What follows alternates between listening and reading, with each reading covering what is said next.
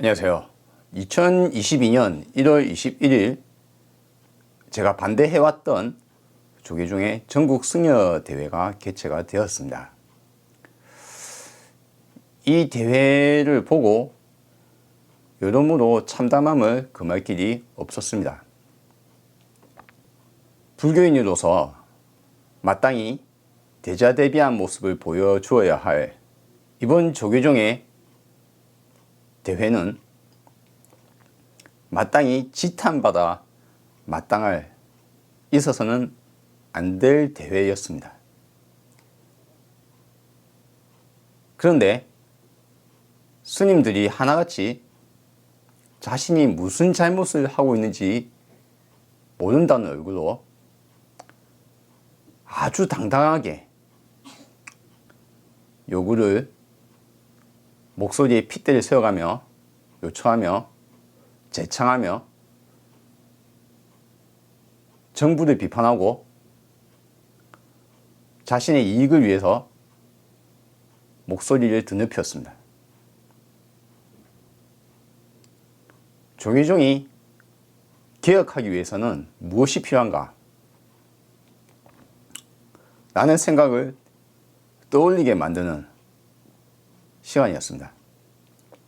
많은 고민 끝에 제가 해야 될 첫 번째 일은 알리는 것이라고 생각이 들었습니다. 무엇을 알려야 되는가? 첫째, 조계종이 개혁을 하려면 현재 무엇이 잘못되어 있는지를 알려야 한다는 생각이 들었습니다. 모른다는 것이 얼마나 무슨 일인지 제가 몸소 깨달았습니다.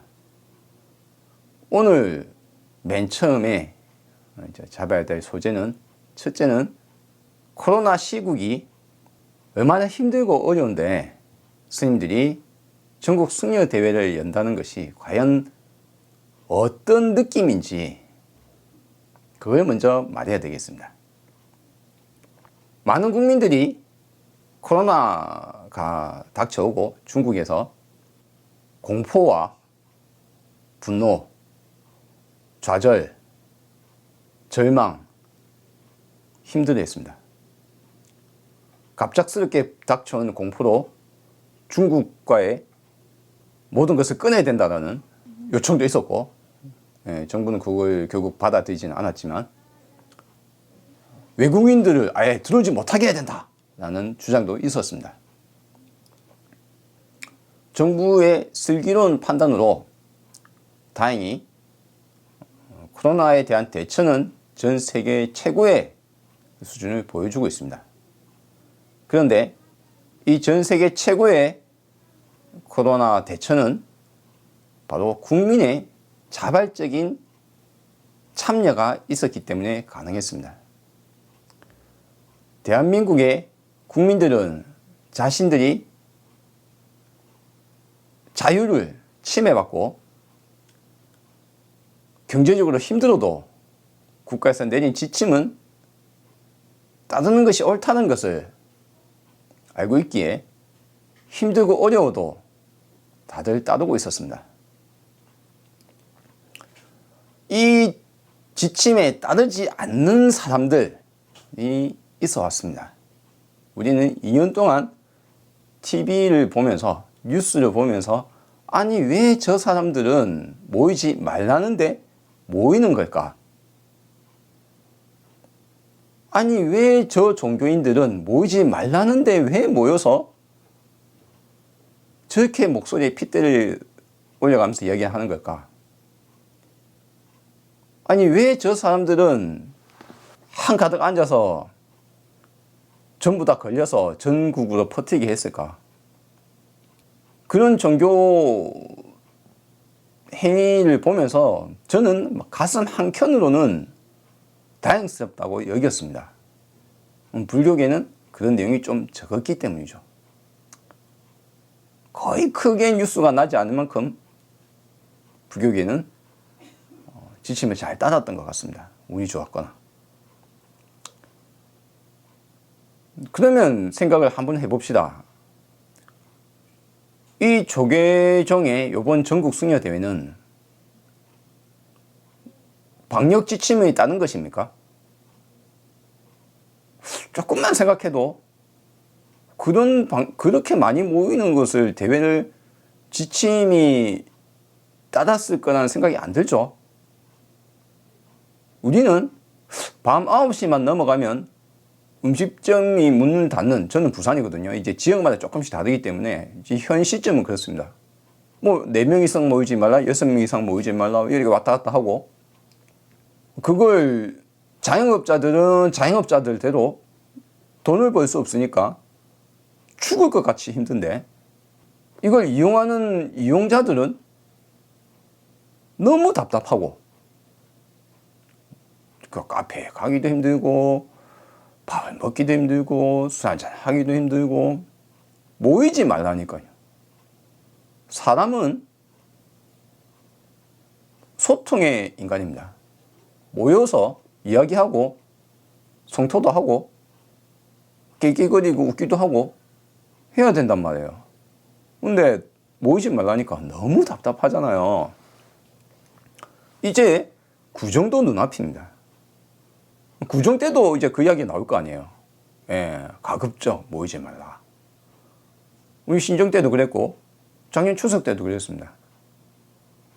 그러면 조계종 스님 여러분, 일반 국민은 바보라서 모이지 않는 겁니까?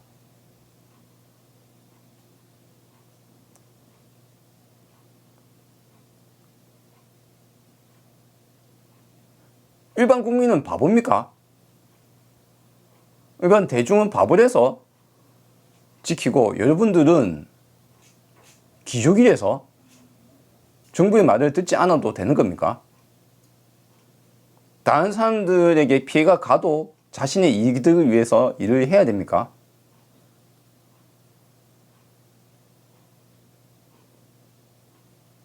조계종 스님 여러분, 여러분이 모이셨잖아요.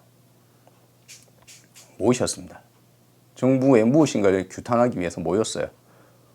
여러분의 이득을 위해서 모여서 이익 집단처럼 행동을 하셨습니다. 하시는 건 좋은데 왜 지금 시기였어야 합니까? 왜? 하라는 수행을 안 하고 뛰쳐나와서 목소리를 드높일 만큼 중요한 일이었다면 전 국민이 인정을 했겠죠.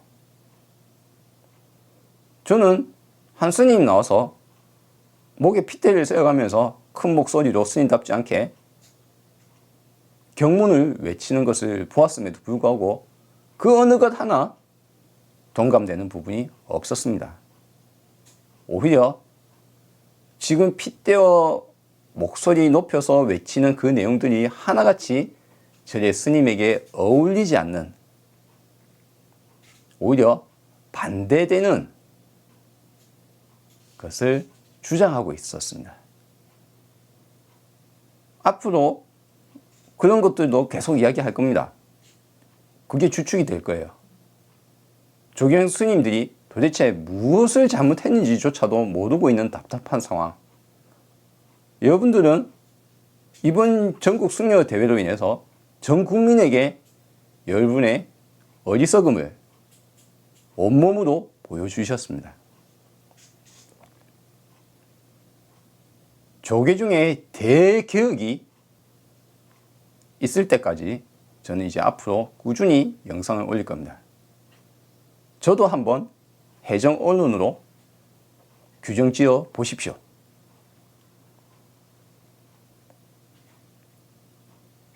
저는 일반 개인이니 여러분이 어떠한 협박을 하셔도 무릎 꿇을 일이 없을 겁니다. 해정 언론으로 규정한 다음에 언론의 밥줄을 끊는 행위를 통해서 그들의 무릎을 꿇게 만들고 앉아서 절을 받는다니요. 자성과 비판의 목소리를 들을 수 있는 아량이 없다면 종교계는 썩어갑니다. 여러분은 스스로 그와 같은 언론을 오히려 키워야 합니다. 무엇이 잘못했는지 스스로 돌아보기 힘들기 때문에 단체가 되면 오히려 그런 목소리에 귀를 기울여서 고쳐 나가야 합니다. 그런데 수행단체가 아니라 이익집단이 되었기 때문에 그런 목소리가 듣기 싫은 겁니다. 하고 싶은 대로 해야 되니까요. 조계종 스님 여러분, 여러분 중에 많은 분들은 부처가 되기 위해서, 깨달음을 얻기 위해서 스님이 되셨을 겁니다. 여러분이 머리를 깎을 때 익히 가지셨던 그 각오, 그 각오가 힘해질 때쯤 지금 여러분이 하고 계시는 이익 집단으로서의 행동, 깨닫지 못한 자의 어리석음을 온몸으로 보여주고 계시는 지금의 조계종의 모습, 한두 사람이 잘못할수록 이런 일이 벌어지지는 않습니다. 전체적으로 잘못되었기 때문입니다. 반성의 목소리조차도 내부에서 나오지 않고 있습니다. 조계종이 얼마나 크게 잘못되었는지 알 수 있는 부분입니다. 자성의 목소리조차 밖으로 나오지 않는다. 그렇다면 이제는 외부에서의 망치가 필요할 때입니다. 여러분은 이제 무엇이 여러분의 잘못이었는지